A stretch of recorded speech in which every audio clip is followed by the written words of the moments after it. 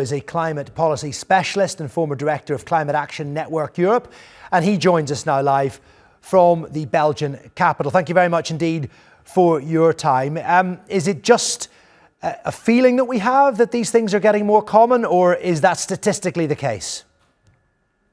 No, that's clear that it's statistically the case that we are facing more extreme weather events for the last decades, actually, and year after year we're breaking records with the highest temperatures measured in a certain month or a certain year, with highest rainfall measured at a certain moment. So I think there's clearly a scientific trend that the weather is getting more and more extreme, and of course that is a dire challenge for many people in the world that are directly impacted by these extreme weather events. What can authorities around Europe do about extreme weather? And particularly, we're experiencing extreme heat now, which is leading to wildfires. But conversely, it's also leading to flooding in certain parts of the continent.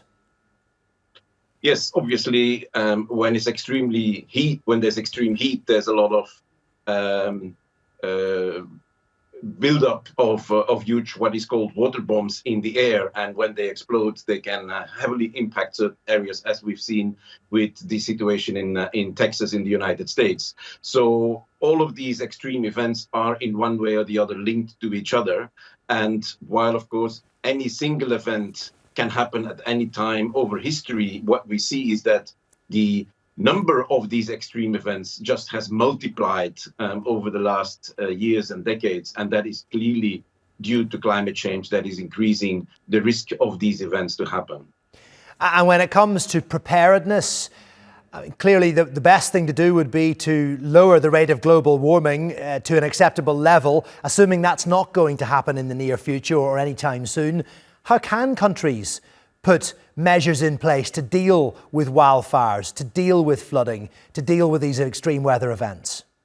Yeah, indeed, as you say, we're not in the situation yet where we will be able to limit temperature rise. It will go on for a while until we reach what is called net zero greenhouse gas emissions. So countries need to invest much more in what is called adaptation in the jargon. So in preparing ourselves for limiting the impacts of these extreme weather events. This has to do with forest management, ensuring that trees are more resilient rather than just looking at trees that deliver most money.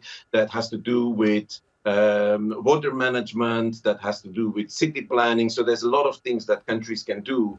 And unfortunately, similar to the fact that we're not doing enough to reduce greenhouse gas emissions, we notice that many governments are not doing enough to prepare citizens for the upcoming climate impacts. And obviously, that is a big challenge for countries in the developing world, in the global south, that don't necessarily have the financial capacity to prepare themselves. But it is similarly a problem for many of the rich countries, as we see how EU member states are also not fully prepared to the impacts of climate change, as we see in France and so on and so on. So it's a challenge, and countries are not doing enough. That's the simple conclusion. No, indeed. But governments' budgets are being further stretched by all sorts of different situations, like budgets for defence, for example. Wendel, we really appreciate you joining us. We'll have to leave it there, but we do hope to speak to you again soon on the News Hour. Thank you.